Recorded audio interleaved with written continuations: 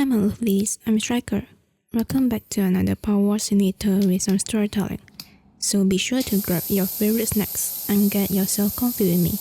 And let's get started with the story that's called The Other Bed. I had gone out to Switzerland just before Christmas, expecting from experience a month of divinely renovating weather, of skating all day in brilliant sun, and basking in the hot frost of that windless atmosphere. Occasionally, as I knew, there might be a snowfall, which would last perhaps for 48 hours at the outside, and would be succeeded by another 10 days of cloudless perfection, cold even to zero at night, but irradiated all day long by the unflecked splendor of the sun. Instead, the climatic conditions were horrible.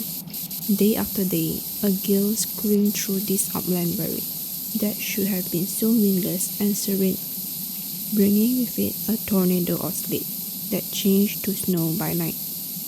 For 10 days, there was no abatement of it, and evening after evening, as I consulted my barometer, feeling sure that the black finger would show that we were coming to the end of these abominations, I found that it had sunk a little lower yet, till it stayed, like a homing pigeon, on the edge of storm.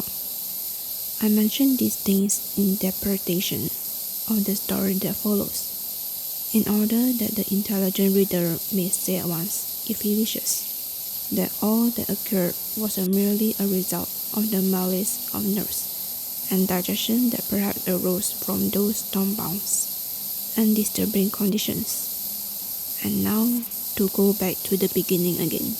I had returned to engage a room at the hotel Viewside, and had been agreeably surprised on arrival to find that for the modest sum of 12 francs a day, I was allotted a room on the first floor with 2 beds in it. Otherwise, the hotel was quite full. Fearing to be billeted in a 22-franc room by mistake, I instantly confirmed my arrangements at the bureau. There was no mistakes. I had ordered a 12-franc room and had been given one. The very civil clerk hoped that I was satisfied with it, for otherwise there was nothing vacant. I hastened to say that I was more than satisfied, fearing the fate of Isao. I arrived about 3 in the afternoon of a cloudless and glorious day, the last of the series. I hurried down to the rink, having had the prudence to put skates in the forefront of my luggage, and spent a divine but struggling hour or two coming up to the hotel about sunset. I had letters to write, and after ordering tea to be sent up to my gorgeous apartment, number 23, on the first floor, I went straight up there. The door was ajar, and I feel certain I should not even remember this, not except in the light of what followed. Just as I got close to it, I heard some faint movement inside the room, and instantly knew that my servant was there unpacking. Next moment, I was in the room myself, and it was empty. The unpacking had been finished, and everything was neat, orderly, and comfortable. My barometer was on the table, and I observed with dismay that it had gone down nearly half an inch. I did not give another thought to the movement I thought I had heard from outside. Certainly I had a delightful room for my 12 francs a day. There were, as I have said, 2 beds in it, on one of which were already laid out my dress clothes, while night things were disposed on the other. There were 2 windows, between which stood a large washing stand, with plenty of room on it. A sofa with its back to the light stood conveniently near the pipes of central heating. There were a couple of good armchairs, a writing table, and rarest of luxuries, another table, so that every time one had breakfast, it was not necessary to pile up a drift of books and papers to make room for the tray. My windows looked east, and sunset still flamed on the western phases of the virgin snow, while above, in spite of the dejected barometer, the sky was bare of clouds, and a thin slit of pale crescent moon was swung high among the stars that still burned dimly in these first moments of their kindling. Tea came out for me without delay, and as I ate, I regarded my surroundings with extreme complacency. Then, quite suddenly and without cause, I saw that the disposition of the beds would never do. I could not possibly sleep in a bed that my servant had chosen for me, and without pause I jumped up, transferred my dress clothes to the other bed, and put my night things where they had been. It was done breathlessly almost, and not till then did I ask myself why I had done it. I found I had not the slightest idea. I had merely felt that I could not sleep in the other bed, but having made the change, I felt perfectly content. My letters took me an hour or so to finish, and I had yawned and blinked considerably over the last one or two, in part from their inherent dullness, in part from quite natural sleepiness, for I had been in the train for 24 hours, and was fresh to this bracing air, which so conduced to appetite, activity and sleep. And as there was still an hour before I need dress, I lay down on my sofa with a book for excuse. But the intention to slumber has risen, and consciousness ceased as if a tap had been turned off. Then I dreamed. I dreamed that my servant came very quietly into the room to tell me no doubt that it was time to dress. I suppose there were a few minutes to spare yet, and that he saw I was dozing, for instead of rousing me, he moved quietly about the room, setting things in order. The light appeared to me to be very dim, for I could not see him with any distinctness. Indeed, I only knew it was he because it could not be anybody else. Then he paused by my washing stand, which had a shelf for brushing and razors above it, and I saw him take a razor from its case and begin stroking it. The light was strongly reflected on the blade of the razor. He tried the edge once or twice on his thumbnail, and then, to my horror, I saw him trying it on his throat. Instantaneously, one of those defining dream crashes awoke me, and I saw the door half open, and my servant in the very act of coming in. No doubt, the opening of the door had constituted the crash. I had joined a previously arrived party of 5, all of us old friends, and accustomed to see each other often, and had dinner, and afterwards in interval of bridge. The conversation roamed agreeably over a variety of topics, rocking turns and the prospect of weather, a thing of vast importance in Switzerland, and not a commonplace subject, and the performances at the opera, and under what circumstances as revealed in Dummy's hand. Is it justifiable for a player to refuse to return his partner original lead in No Trumps? Then over whiskey and soda, and the repeated last cigarette. It veered back via the Zanzigs to thought transference and the transference of emotion. Here one of the party, Harry Lambert, put forward the much-discussed explanation of haunted houses based on this principle. He put it very concisely. Everything that happens, he said, whether it's a step we take or a thought that crosses our mind, makes some change in it, immediate material world. Now, the most violent and concentrated emotion we can imagine is the emotion that leads a man to take so extreme a step as killing himself or somebody else. I can imagine easily such a deed so eating into the material scene, the room or the haunted house, where it happens, that it marks last enormous time. The air rings with the cry of the slain and still drips with his blood. It is not everybody who will perceive it, but sensitives will.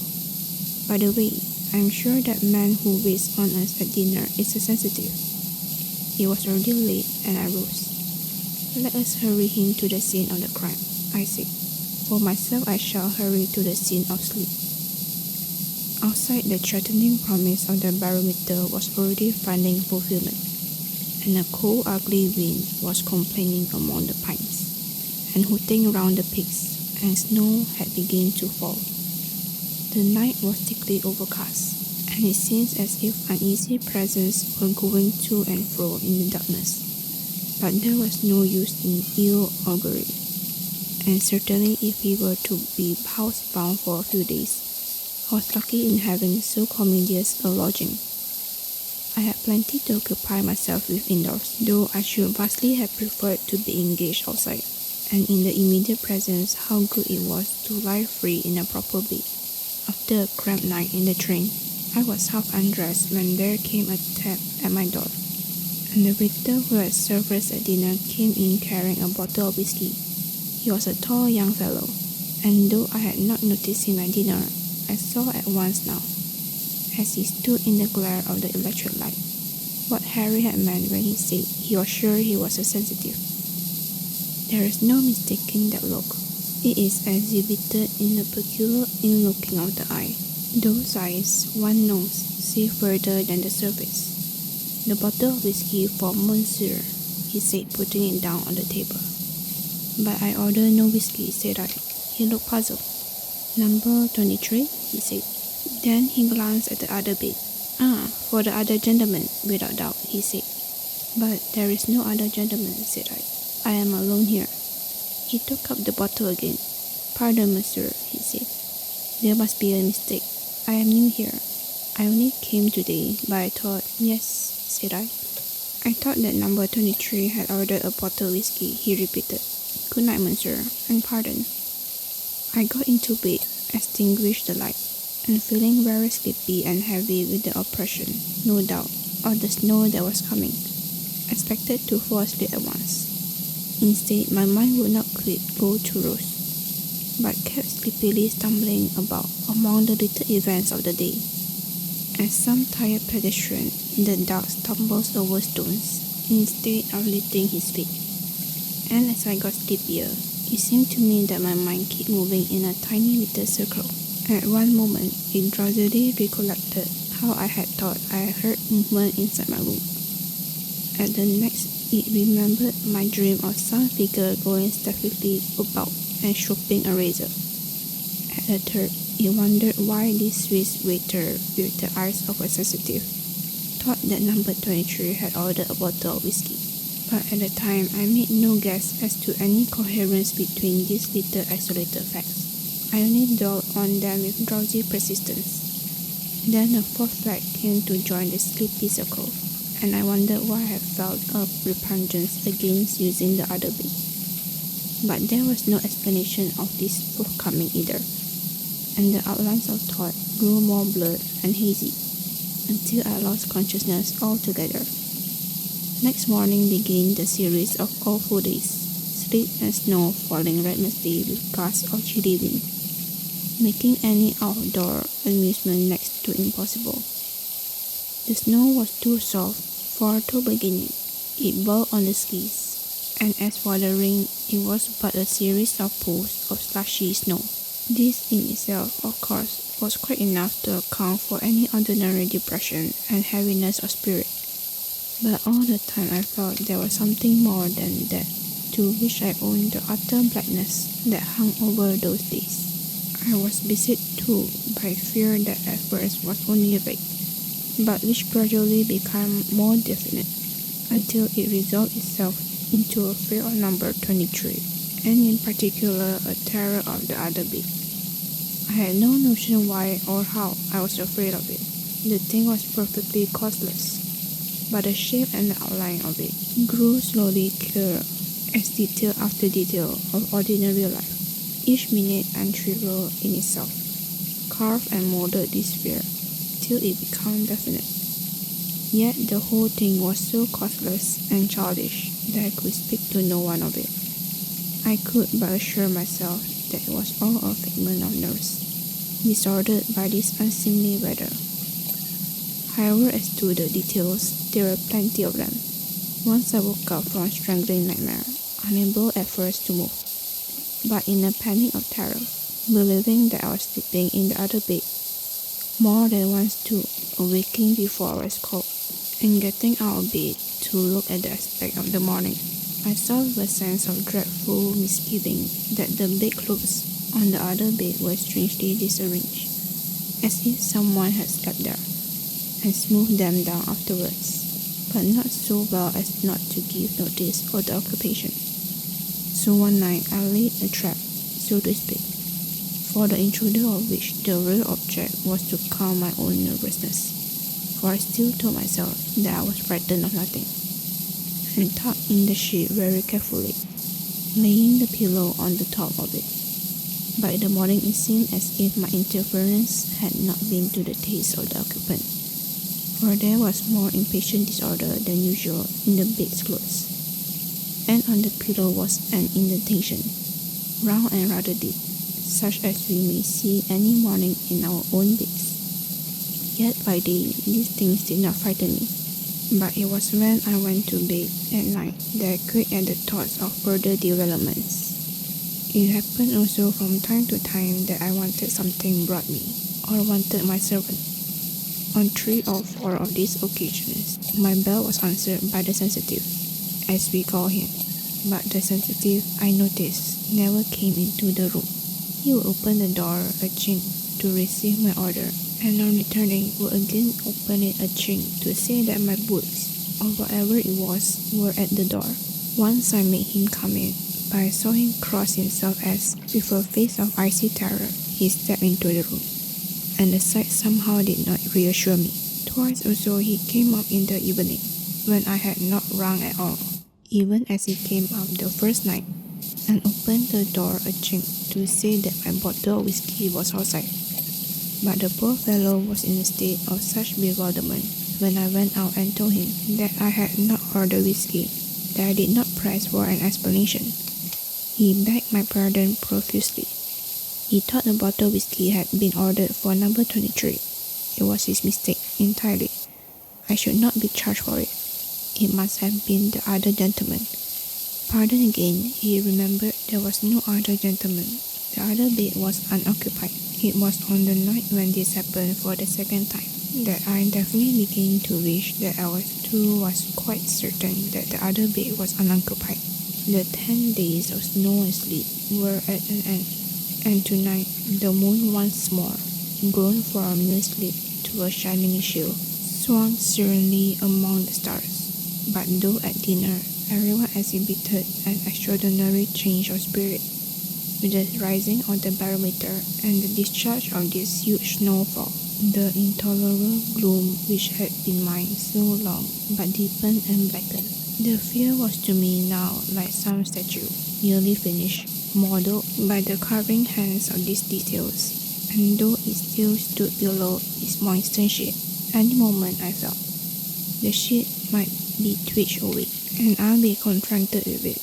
Twice that evening I had started to go to the bureau, to ask to have a bed made up for me, anywhere, in the billiard room or a smoking room, since the hotel was full, but the intolerable childishness of the proceeding revolted me. What was I afraid of? A dream of my own?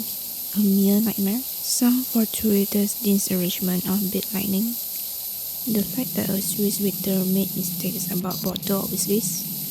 It was an impossible cowardice. But equally impossible that night were billiards or bridge, or any form of diversion. My only salvation seemed to lie in downright hard work, and soon after dinner, I went to my room in order to make my first real counter-move against fear, and sat down solidly to several hours of proof correcting. A menial and monotonous employment, but one which is necessary, and engaged the entire attention.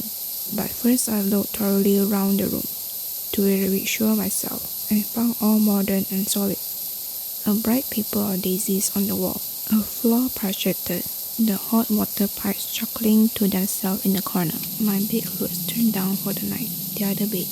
The electric light was burning brightly, and there seemed to me to be a curious stain as of a shadow on the lower part of the pillow and the top of the sheet, definite and suggestive. And for a moment I stood there again, throttled by a nameless terror. Then, taking my courage in my hands, I went closer and looked at it. Then I touched it, the sheet, where the stain or shadow was, seemed damp to the hand. So also was the pillow. And then I remembered, I had thrown some wet clothes on the bed before dinner.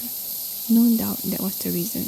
And fortified by this extremely simple dissipation of my fear, I sat down and began on my proofs. But my fear had been this, that the stain had not, in that first moment, looked like the mere grayness of water-moistened linen. From below, at first, came the sound of music, for they were dancing tonight, but I grew absorbed in my work, and only recorded the fact that after a time there was no more music. Steps went along the passages, and I heard the buzz of conversations on landings, and the closing of doors till by degrees the silence became noticeable. The loneliness of night had come. It was after the silence had become lonely that I made the first pause in my work, and by the watch on my table, saw that it was already past midnight. But I had little more to do. Another half an hour would see the end of the business. But there were certain notes I had to make for future reference, and my store of papers was already exhausted. However, I had bought some in the village that afternoon, and it was in the bureau downstairs where I had left it when I came in and had subsequently forgotten to bring it upstairs. It would be the work of a minute only to get it. The electric light had brightened considerably during the last hour, owing no doubt to many burners being put out in the hotel. And as I left the room, I saw again the stain on the pillow and sheet of the other bed. I had really forgotten all about it for the last hour, and its presence there came as an unwelcome surprise. Then I remembered the explanation of it, which had struck me before, and for purposes of self-reassurance, I again touched it. It was still damp, but had I got chilly with my work, for it was warm to the hand, warm and surely rather sticky. It did not seem like the touch of the water damp, and at the same moment, I knew I was not alone in the room. There was something there, something silent as yet, and as yet invisible, but it was there. Now for the consolation of persons who are inclined to be fearful, I may say at once that I am in no way brave, but the terror in which, God knows, was real enough, was yet so interesting that interest overruled it. I stood for a moment by the other bed, and half-consciously only, wiped the hand that had felt the stain for the touch of it, though all the time I told myself that it was but the touch of the melted snow on the coat I had put there, was unpleasant and unclean. More than that I did not feel, because in the presence of the unknown, and the perhaps awful, the sense of curiosity, one of the strongest instincts we have, came to the fore. So rather eager to get back to my room again, I ran downstairs to get the packet of paper. There was still a light in the bureau, and the sensitive, on night duty, I suppose, was sitting there dozing. My entrance did not disturb him, for I had on noiseless felt slippers, and seeing at once the package I was in search of, I took it, and left him still unawakened. That was somehow of a mortifying nature. The sensitive anyhow could sleep in his hard chair. The occupant of the unoccupied bed was not calling to him tonight. I closed my door quietly, as one does at night when the house is silent, and sat down at once to open my packet of paper and finish my work. It was wrapped up in an old new sheet, and struggling with the last of the string that bound it, certain words caught my eye. Also the date at the top of the paper caught my eye. A date nearly a year old, or to be quite accurate, a date 51 weeks old. It was an American paper, and what it recorded was this: the body of Mr. Silas R. Hume, who committed suicide last week at the hotel Billside, Moulins-sur-Chalons, is to be buried at his house in Boston, Mass. The inquest held in Switzerland showed that he cut his throat with a razor in an attack of delirium tremens induced by drink. In the cupboard of his room were found 3 dozen empty bottles of Scotch whiskey. So far I had read when, without warning, the electric light went out, and I was left in what seemed for the moment absolutely darkness. And again I knew I was not alone, and I knew now who it was who was with me in the room. Then the absolute paralysis of fear seized me, as if a wind had blown over my head. I felt the hair of it stir and rise a little, my eyes also, I suppose. become accustomed to the sudden darkness, for they could now perceive the shape of the furniture in the room from the light of the starlight sky outside. They saw more too than the mere furniture. They were standing by the washstand between the two windows, a figure, clothed only in night garments, and his hands moved among the objects on the shelf above the basin. Then with two steps, he made a sort of dive for the other bed, which was in shadow, and then the sweat poured onto my forehead. Though the other bed stood in shadow, I could still see dimly, but sufficiently, what was there. The shape of a head lay on the pillow. The shape of an arm lifted its hand to the electric bell that was close by on the wall, and I fancied I could hear it distantly ringing. Then a moment later came hurrying feet up the stairs and along the passage outside, and a quick rapping at my door. Monsieur's whiskey, said a voice just outside. Pardon, monsieur, I brought it as quickly as I could. The important paralysis of cold terror was still on me. Once I tried to speak and failed, and still the gentle tapping went on at the door, and the voice telling someone that his whiskey was there. Then at the second attempt, I heard a voice which was mine saying hoarsely, "For God's sake, come in. I am alone with it." And there was the click of a turned door handle, and as suddenly as it had gone out a few seconds before, the electric light came back again, and the room was in full illumination. I saw a face peer around the corner of the door, but it was another face I looked. The face of a man swallowed and shrunken, who lay in the other bed, staring at me with glazed eyes. He lay high in bed, and his throat was cut from ear to ear, and the lower part of the pillow was soaked in blood, and the sheet streamed with it. Then suddenly that hideous vision vanished, and there was only a sleepy-eyed waiter looking into the room. But below the sleepiness, terror was awake, and his voice shook when he spoke. "Monsieur rang?" he asked. No, Monsieur had not rung, but Monsieur made himself a couch in the billiard room. So that's the end of the story and the video. If you enjoyed it, be sure to like and subscribe. If you have any suggestion on what videos I can make in the future, please feel free to put it in the comment section below. And hope you enjoy the rest of your day, and do drink enough water. Goodbyes.